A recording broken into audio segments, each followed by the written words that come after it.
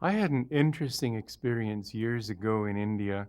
It was a Kumbh Mela, which is to say a religious fair that happens once every several years in different parts of the country.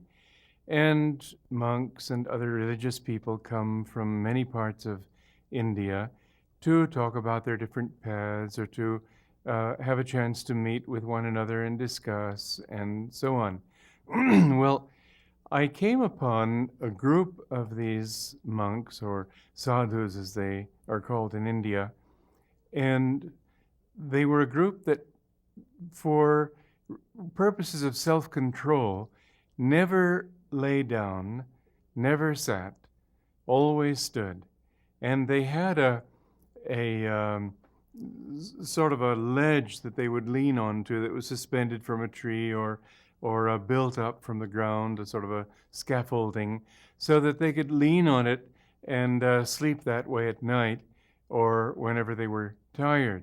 Now, this kind of practice, I think, turns most of us somewhat off. And I was somewhat critical, I have to say, when I saw this. And moreover, looking at the men who practiced this, I saw that, first of all, their ankles were all swollen from the blood going down to their feet. Their faces looked heavy. Their eyes looked dull. I couldn't really see anything to recommend it, and I felt that they were just being fanatical. I had an interesting lesson in this respect. A little bit later, I went to another compound where there was a man staying who, for 13 years, had never sat down or laid down. He had a strap around his chest that he would drape onto a branch of a tree and sort of hang that way to go to sleep at night. And again, the practice itself seems still to me fanatical. But I had to say that he looked great. He had a radiant face, well-proportioned body, smiling, peaceful eyes. And I had to say that, well, whatever he's doing, it may not be what I would do, but it obviously is okay for him. And I realized the basic difference between these two approaches to the same pretty extreme practice was that one of them had done it because others did it, and one group had done it because they'd taken it from outside as an imposition on their own way of approaching God, where the other one had felt some sort of inspiration from within. I think this is essentially the difference between fanaticism and moderation. Normally we would say, people say, or if they don't say it, they think it, that anybody is fanatical who does something they don't do. People tend to think pretty well of what they themselves do, and that isn't fanatical. But in fact, a balanced, normal approach to self-improvement, to finding God, this is something that all the great saints and masters down through the ages have taught. At the same time, I can't help thinking that what they consider a balanced moderation, many a person in this world would consider fanatical, would consider extreme. A good example was the life of Buddha. He went through some of these extreme austerities, the idea being to channel all your energy in one way. The Christians have done the same thing. I was so amused. I was in the in the basilica, the main cathedral of Assisi, and we were going in the lowest of the levels there, of the floors. There was all the quarters where St. Joseph of Cupertino lived, not that many years ago, about 2 centuries ago, I believe. Anyway, it showed a whip that he had used to flagellate himself. And the monk who was showing us around said that, well, now it's forbidden. The Pope said that we can't practice self-flagellation anymore to mortify the flesh. Here was the part that amused me. He said, but we still do it in a different way. He said that, for example, there may be a television program that we particularly like, and we won't watch that for a while. It seemed to me fairly far to have come from the severity that the monks used to practice. Well, in all religions, there are practices that have the purpose of essentially mortifying the flesh in order that the will be dedicated to a higher reality. And Buddha, as a young man, when he began his spiritual practices, went and joined a group of devotees who were practicing these extreme penances. And he did it for a while. His body became emaciated. He found it more difficult to concentrate. Finally, he decided this could not be the way to God. Moreover, he felt that God has given us, I don't think he used the word God, but we have this body given to us, and we should take care of it. We shouldn't treat it badly. We shouldn't mistreat it. And so he decided to follow a more moderate path. Well, his moderate path, mind you, was pretty extreme. He sat under a Bodhi tree, and he said, "I will not move from this spot." He vowed not to move until he had solved the mystery of life. And he meditated, and Satan finally appeared in all sorts of tempting and alluring forms, beautiful damsels, money, power, fame, all of these things he just dismissed. And he just, with his knuckles rapped on the ground, he said, "Mara, Satan, I have conquered you." And they all disappeared, and then he went into that state of divine union. Well, moderation then, what he considered moderation, most people wouldn't be able to come close to, nor should they. For them, it would not be moderation. For them, it would be fanaticism, because they would be doing something that's in violation to their own natural state of evolution, to their own natural way of growing. And this is the thing that I want to stress today, that you not define fanaticism or moderation in terms of specific things done, but that you define it in terms, first of all, not of a lukewarm devotion, not of a sort of a vague kind of determination to find God someday and meanwhile I'll get rich. That many people would call that moderation. You don't want to be fanatical, so why even think of God? Well, you don't want to be fanatical, so why practice any spiritual disciplines? Why be fanatical? Why meditate?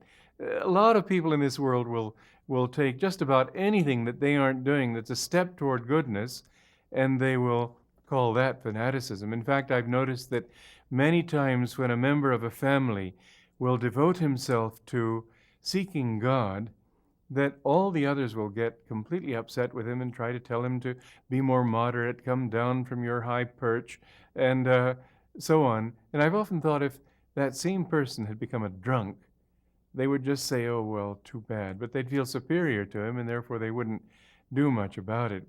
It's really the feeling of the implied reproof in someone trying to live better than they are that causes them to think of it as fanaticism.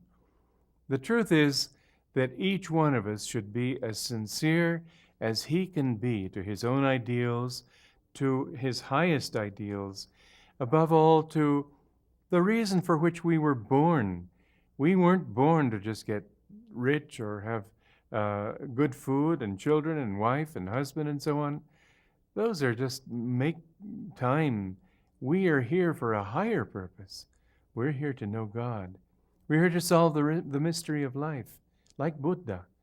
But not all of us are ready spiritually, intellectually, by habit, training, upbringing, whatever it might be. Very few of us, in fact, are ready to do what he did. And if we tried to do it, it would be fanaticism. Why? Because it would be taking us away from what we really are. It would be taking us away from our actual center. It would be affirming a reality that is not yet ours. And so I'd like to offer us a definition of moderation versus fanaticism. That moderation does not mean lukewarm sincerity, lukewarm devotion, lukewarm efforts at self-development. Sincerity means doing the most that you can without tension. The most that you can do from what comes from within yourself. The most that you can do in keeping with that, but not more. Or take one step beyond your present realities, but not two. And let that step gradually expand you to the point where, bit by bit, you find that you can dedicate yourself with total intensity, but then it'll be natural. Whereas if you read the lives of saints, the first thought that will come to most people is, "Oh, I could never be like that." Well, indeed, you could someday. But Rome wasn't built in a day, as they say. And self-improvement, self-development doesn't come just overnight. It doesn't pay to be fanatical, but it does pay to be as deeply sincere as you can be. Fanaticism means affirming a reality that's out of your own center. Moderation means living from that center and then developing yourself, but always at that center. Don't allow tension to enter your efforts to find God, your efforts to improve yourself. You won't grow that way. It's a saying in biology that nature never makes sudden leaps. You don't make a huge leap. You do one little step at a time, and gradually you find that you're growing into that. If you were to give a child of 6 a lesson in calculus, he would get very discouraged because he'd feel, I could never learn this subject. But you teach him multiplication, addition, subtraction, division. You teach him the basic things to do with arithmetic. Then you go into algebra, you go into plane geometry, trigonometry. Bit by bit, you expand his knowledge, you expand his ability to handle, and suddenly the day comes when calculus is a very, if not easy subject, at least well within his grasp, if he has any kind of mathematical gift. Now we have to understand the other side of it, that each one of us has a different gift. We're not all made the same. What will help me to grow might not help you. What will help me to feel fulfilled or to unfold might be for you a sense of oppression. So don't let, and this is something else that relatives have a way of doing to people, trying to impose their values. Our family's like this. We think you should be like this. We should think you should do this, and so on. Try rather to withdraw a little bit from the family. And I don't say leave your home necessarily. That's up to you what you do that way. I'm saying withdraw mentally from the false hypnosis of other people's opinions as to what you ought to do with yourself. Get back into your own self. It wouldn't hurt to meditate a little bit and even have a period of seclusion with God and pray to Him for guidance in your life. But basically you'll find that if you will just feel what you need and what you can do, what you're capable of, you'll find that then, bit by bit, you'll be able to grow in the right way. A friend of mine used to do horoscopes for people. Now, I don't know if you believe in astrology, and I'm certainly not going to get into the discussion of it. It's an interesting one, but I don't have the time.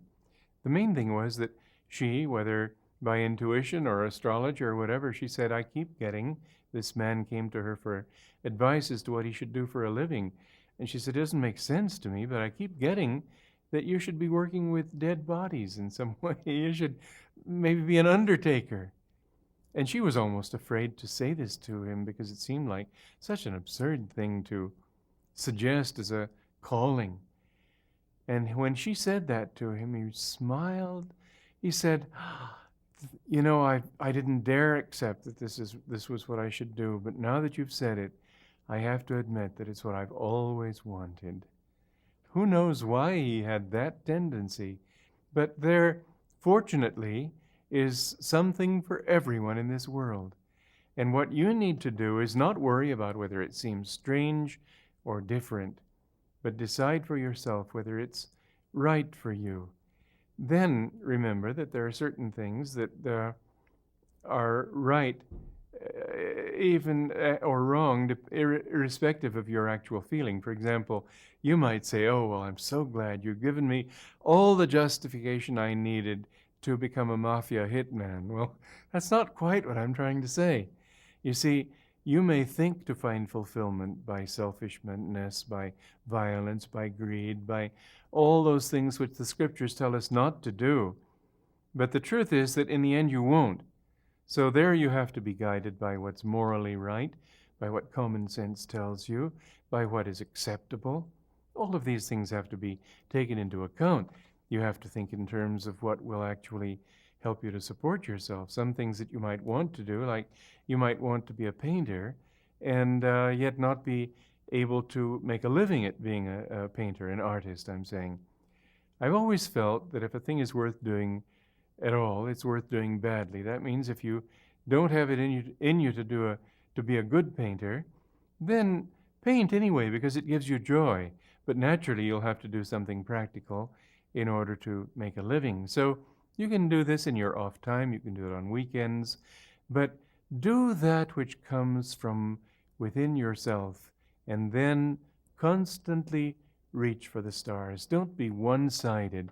Remember, for example, you can figure that in a month you should drink, let's say, 15 gallons of water. Well, it would be fanatical to say, okay, let me get it over with and try to drink 15 gallons all at once. You have to do everything in its own time with common sense. St. Teresa of Avila used to say that the main criterion that she had for accepting monks or nuns in her different monasteries was not devotion. She said if they don't have devotion, they can develop it in time. But there's one thing they will not be able to develop, and therefore she insisted that they have common sense. And that's what I would say. Don't be fanatical also in the sense that what you do should have common sense. It should be balanced against the other needs of your life. Don't go so much in one direction, and this is what people tend to do when they live by theory. Some people will have the theory that they should go on long water fasts. Well, it's very bad for a person to go on a long water fast. They've discovered that people have had a great deal of physical trouble when they've done this. And it's much wiser to throw the dog a bone, to eat a little properly, go on fast occasionally if you want to, but don't overdo it. Don't overdo anything. Don't, for the sake of finding God, sit there and meditate so many hours that you're sleeping most of them. Use your common sense and apportion your time wisely. Do your duty to your body. Do your duty to your mind, to your heart's feelings, to your spiritual life. When you bring all of these into harmony, it's sort of like a flywheel. If it's a little bit out of balance, the faster it turns, the more likely it is to explode. And in fact, an imbalanced flywheel that turns too quickly will explode. But if you get yourself perfectly balanced within, then you can turn faster and faster and faster. You can do more and more and more and still remain centered and still keep your peace of mind. I would like to close with just one final thought, and that is the most important job you've got in life is yourself, not the things you do. Don't get so out on a limb doing certain things that you don't give proper justice to your own physical, emotional, and mental and spiritual well-being. Be balanced in all these departments, and you will find that this is the quickest path to self-perfection.